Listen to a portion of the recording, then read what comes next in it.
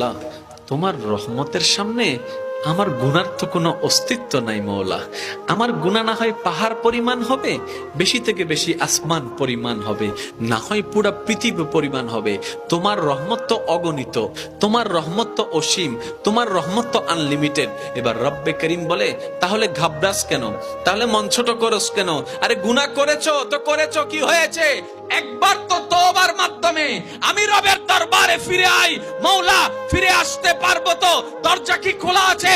রব্বে করিম বলে, মরণের আগ পর্যন্ত, কিয়ামতের আগ পর্যন্ত, সূর্য পশ্চিম আকাশে ওঠার আগ পর্যন্ত দরজা খোলা আছে, দরজা খোলা আছে, দরজা খোলা আছে।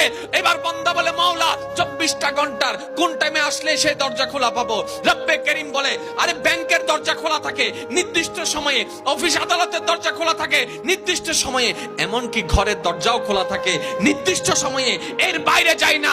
কিন্তু তোর রবের দরবার এমন একটা দরবার, 24টা ঘন্টার যেই কোনো মুহূর্তে তুই আসবি, তোর রবের দরবার তোর জন্য খোলা থাকবে। সুবহানাল্লাহ।